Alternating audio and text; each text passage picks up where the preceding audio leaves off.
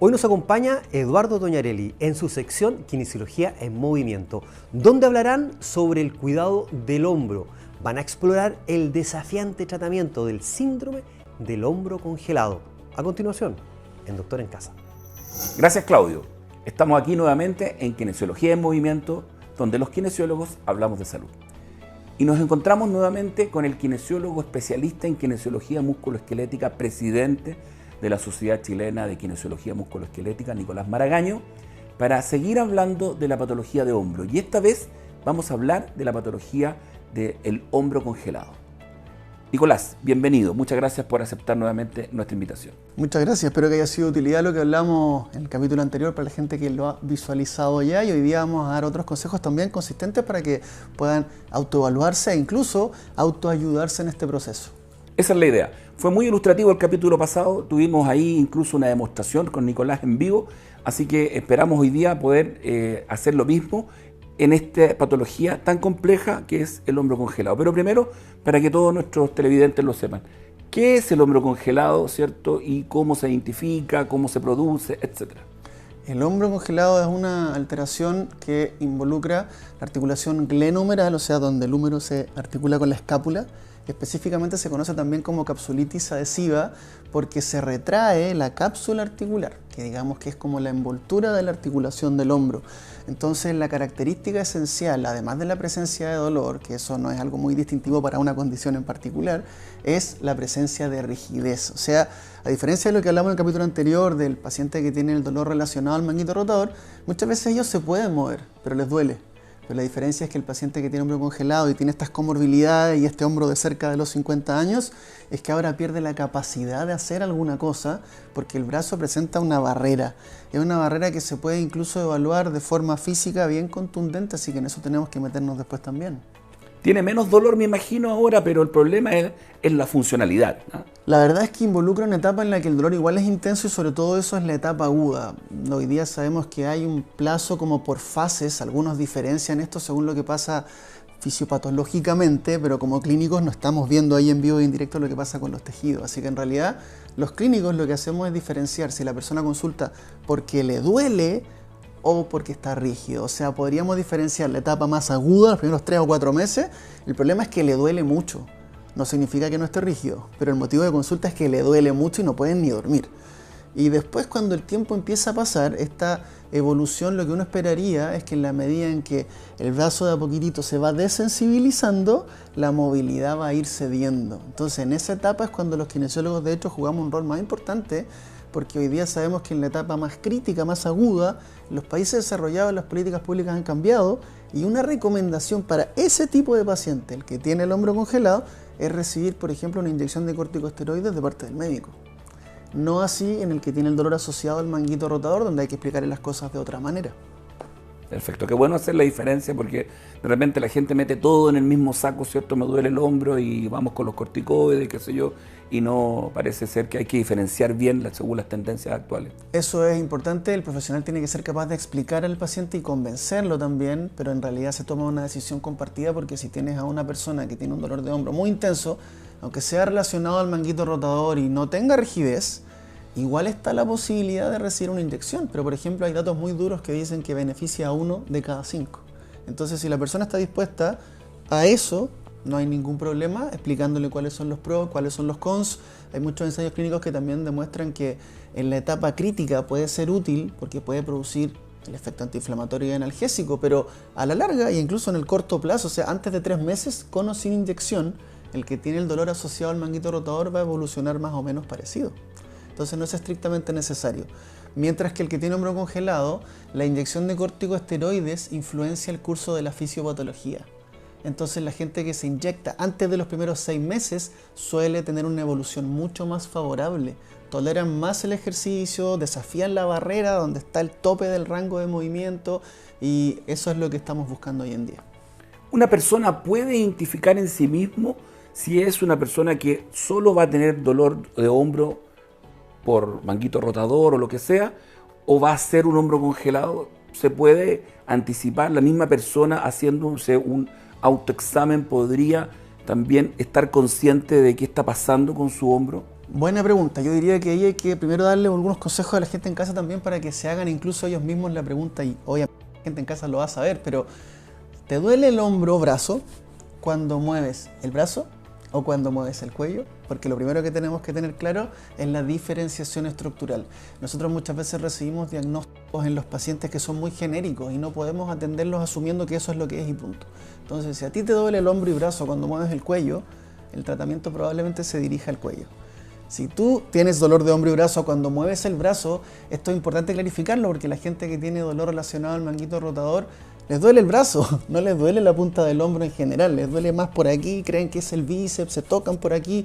Esa es la manifestación más común, es un dolor tipo referido. Y lo que podríamos también darles como consejo en la casa es que si a la gente le duele aquí arriba, cerca de la clavícula y el trapecio, que es este músculo grandote acá, es probable que ese problema se origine en el cuello.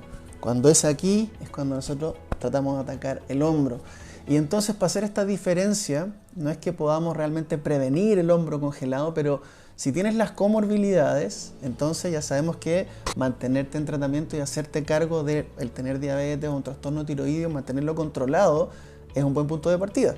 Y lo otro, dije que en menor medida también está asociado a la obesidad, al hábito de fumar e incluso al sedentarismo. Entonces, si tratamos de seguir las orientaciones de la OMS desde la pandemia en adelante, tratamos de inspirar a la gente a moverse por lo menos 150 o 300 minutos a la semana de ejercicio aeróbico.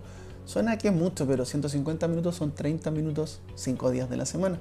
Puede ser caminar, puede ser relacionarte más con la sociedad paseando a tu mascota, metiéndote en una clase grupal de ejercicio, de algo que te guste, porque tus preferencias también son importantes. Nicolás, ¿hay algo más que decir específicamente del hombro congelado? ¿O vamos a hacer también una demostración práctica de cómo identificarlo y de cómo cuidarlo? Me gustaría que la gente sepa también que los pronósticos son distintos en estas dos condiciones.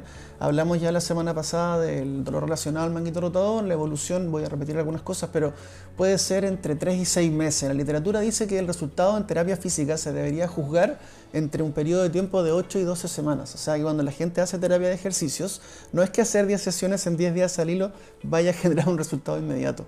Los tejidos biológicos y el cuerpo necesitan un tiempo de adaptación.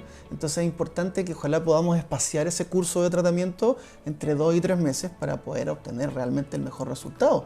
Y hay gente que tiene problemas mucho más persistentes y otras comorbilidades donde por eso tomamos esta ventaja de que si el panorama es más complejo pueden ser 3 a 6 meses. El hombro congelado, en cambio, puede durar años.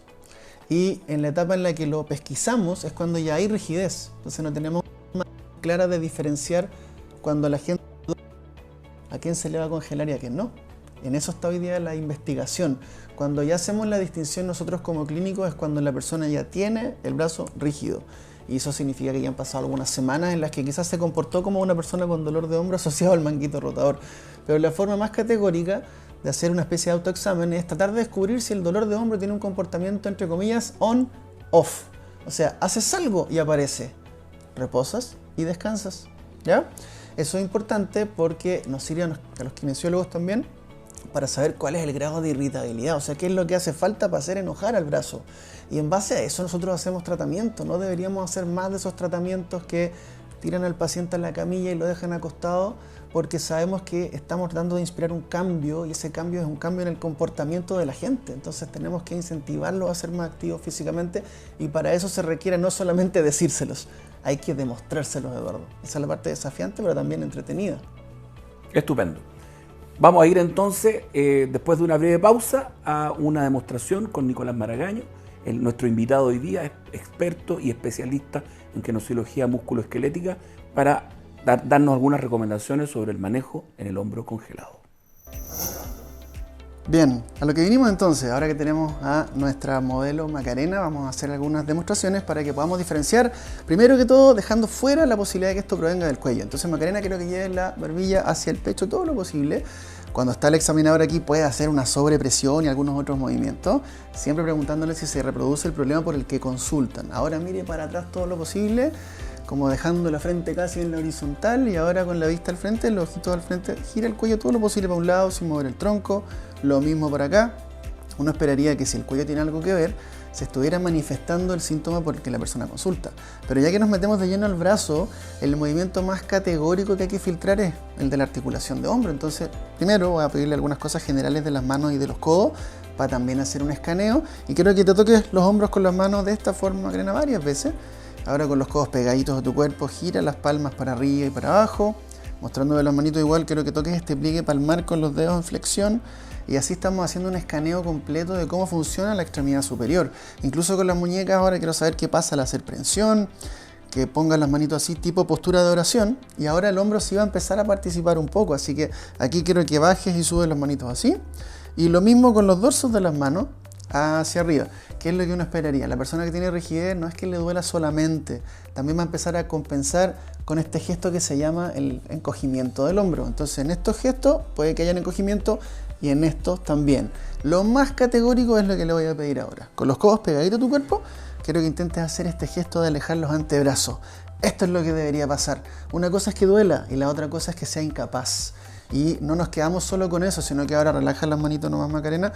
Y al yo hacerlo de forma pasiva, que tendría que hacerlo con la otra manito, la persona sola en casa, tengo yo que evaluar si es que es distinto al yo hacer la presión. Y aquí probablemente habría una barrera.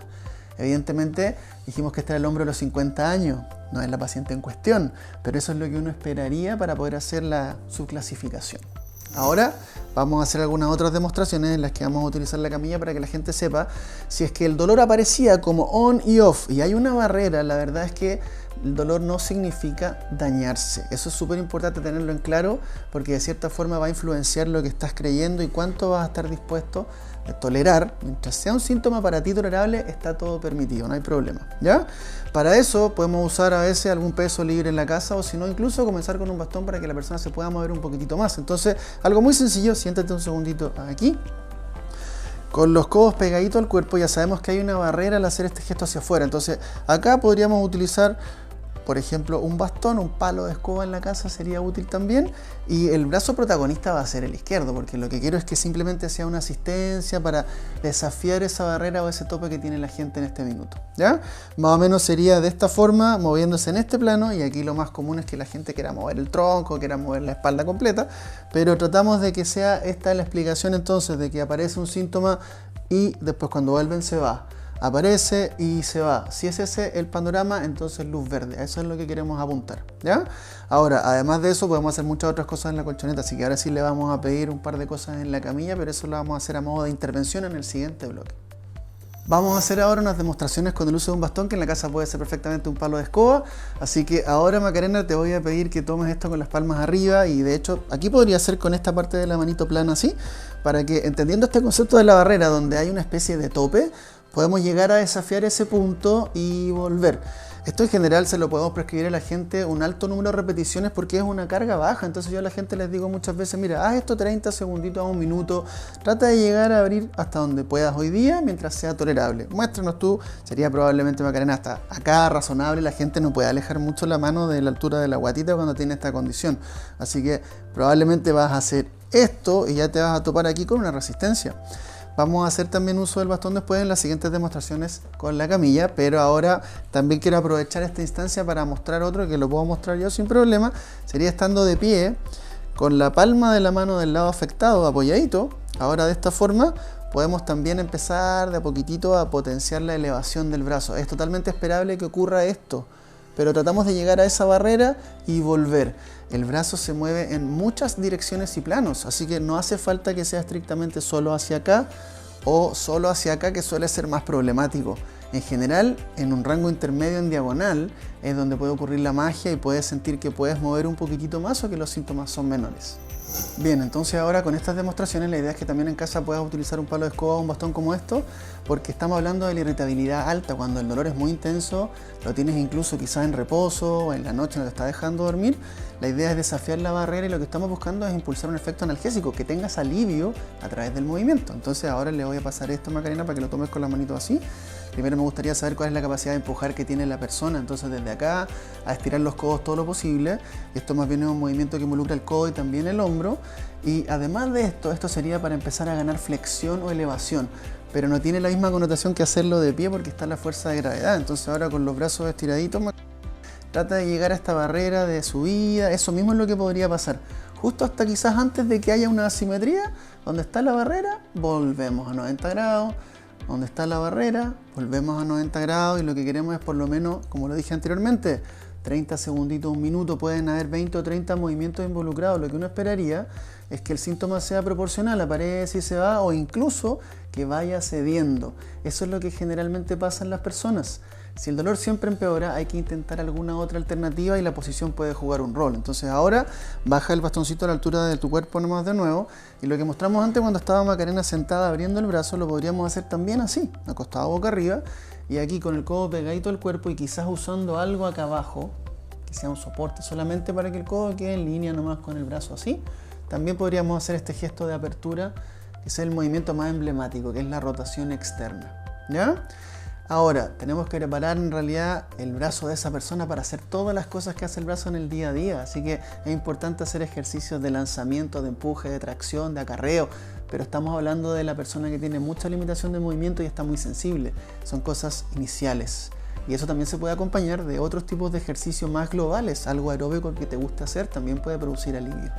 Quiero agradecer a Nicolás Maragaño, nuestro invitado del día de hoy, y a Macarena, nuestra modelo, que nos permitió hoy día hablar del hombro congelado. Muchas gracias por su presencia y nos encontramos en una próxima cápsula de Doctor en Casa, Kinesiología en Movimiento. Doctor en Casa presentó Kinesiología en Movimiento.